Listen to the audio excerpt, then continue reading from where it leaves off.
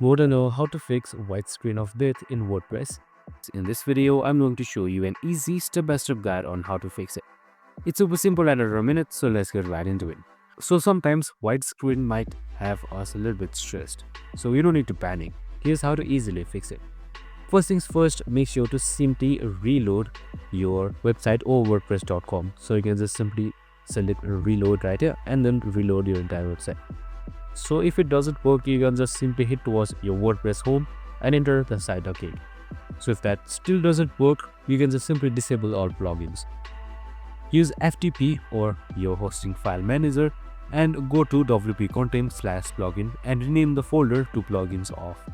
This disables all plugins. So after all of the plugins has been disabled, you can just simply check your site.